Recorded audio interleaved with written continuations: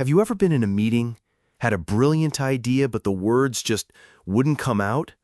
Or you're talking to your boss and you suddenly forget what you were going to say?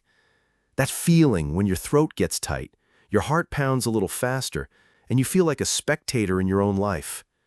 It's the strange, frustrating sensation that your thoughts are trapped behind a thick glass wall. You can see everyone on the other side, talking, connecting, moving forward, but you're stuck, desperately trying to get your voice heard. You feel invisible, you feel unheard, and you start to wonder if something is wrong with you. What if I told you nothing is wrong with you? What if the problem isn't a lack of knowledge, but a simple misunderstanding of how communication actually works? We've all been taught the rules of communication, but nobody ever taught us how to play the game. Today, we're going to break down that glass wall. We're not talking about stuffy etiquette or fancy vocabulary. We're talking about 3 simple, powerful shifts that will not only make you a better communicator, but will also make you feel more confident and heard in every aspect of your life. This isn't about being perfect. This is about being you, but louder. Shift number 1. Listen to understand, not to reply. The single biggest mistake I made for years was thinking that the best communicators were the ones who talked the most. I thought it was a monologue, a one-man show. And the truth is, I failed at it for years. In my early career, I would go into conversations with a single goal, to say something smart. I'd listen to what the other person was saying, but only in the most shallow way. I wasn't listening to comprehend, I was listening to find a gap, a pause, a moment to jump in and say what I had been preparing in my head all along. It was like I was playing a game of chess while my opponent was speaking. I was so focused on my next move that I completely missed the one they were making. And guess what? People can feel that. They can feel when they're talking to a real person, and they can feel when they're talking to someone who's just waiting for their turn. My conversations would feel transactional, rushed, and empty. I'd walk away thinking, well, I said my piece, but did I really connect with anyone? Here's the shift. Listen to understand, not to reply. The next time you're in a conversation, try this simple, almost hypnotic exercise. When the other person is speaking, don't think about what you're going to say next. Don't plan your clever comeback. Instead, just focus on their words. Really listen. And when they're done, try to restate the core of what they said in your own words. You can start with something like, so if I'm hearing you correctly, you're saying, or it sounds like you're feeling. This isn't just a trick. This does 2 incredible things. First, it forces you to truly listen and makes you an expert on their perspective. Second, it makes the other person feel heard, valued, and respected on a profound subconscious level. And when people feel heard, they instantly trust you more. They open up, they feel a deeper connection. You're not just having a conversation anymore. You're building a relationship. So the next time you find yourself getting ready to pounce on a conversation, remember to just breathe and listen.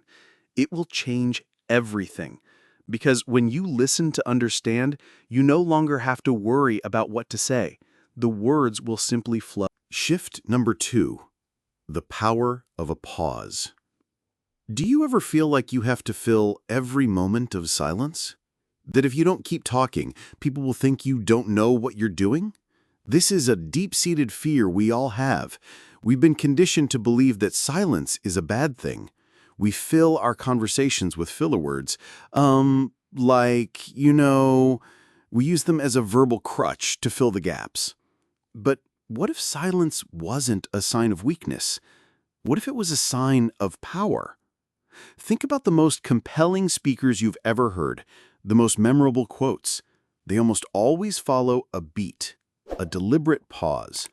The speaker knows that a well-placed pause can make a word hit with the force of a hammer.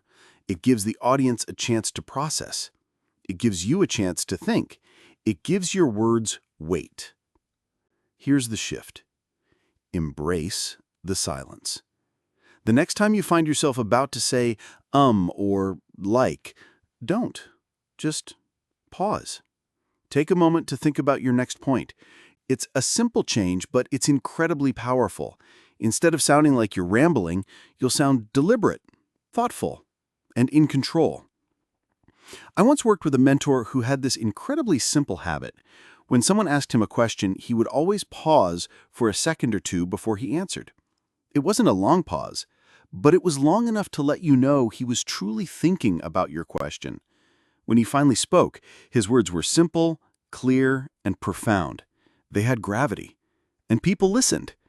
It's almost like you're saying to the other person, what you said matters, and what I'm about to say matters too.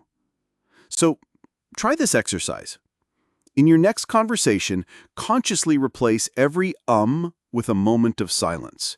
It will feel awkward at first. It will feel like a lifetime. But trust me, you'll be amazed at how much more powerful your words become.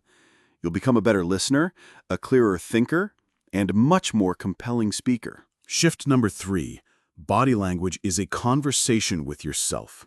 We often think of body language as a tool to influence others.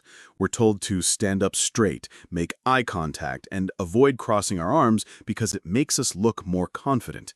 That's all true, but it's only half the story. The other half is even more fascinating. Your body language isn't just a signal to others, it's a signal to your own brain. Think about a time you felt nervous. Maybe your shoulders were hunched, your arms were crossed, and you were trying to make yourself as small as possible. In that moment, your body is sending a clear message to your brain. Warning, threat detected. Be small, be quiet, be afraid. Your brain listens, and you feel even more anxious. It's a vicious cycle. Now, think about the opposite. Think about a time you felt truly confident. Maybe you are standing up straight with your chest out and your head held high. Your body is telling your brain, I am powerful. I am in control. I can handle anything. And your brain believes it. This isn't just a feeling, it's a biological reality. Your body language can literally change your brain chemistry, releasing hormones like testosterone that make you feel more confident and less stressed. Here's the shift. Hack your body language to hack your confidence. Before your next important meeting, presentation, or difficult conversation, find a quiet space. It could be the bathroom, your car, or even just a few feet of empty wall. Stand up straight. Put your hands on your hips like a superhero. Hold this pose for just 2 minutes. It might feel silly. You might feel a bit ridiculous, but I promise you, you are sending a powerful message to your brain. You're telling it, I am a leader. I am capable. I am ready. This simple act of physical empowerment can make a dramatic difference. You will walk into that room with a feeling of confidence that comes from within, not from trying to fake it for others. Final takeaway.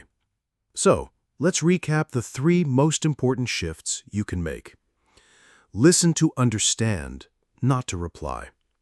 Embrace the silence and replace filler words with powerful pauses. Use your body language to signal confidence to your own brain. These aren't just tips, they are tools. They are the tools you need to break down that glass wall that's been holding you back. Because the world needs to hear your voice, and you have the power to make it heard. You just have to start using these tools. I'm not asking you to become a perfect orator overnight. I'm just asking you to try one of these things today. Pick one, just one, and see how your life starts to change.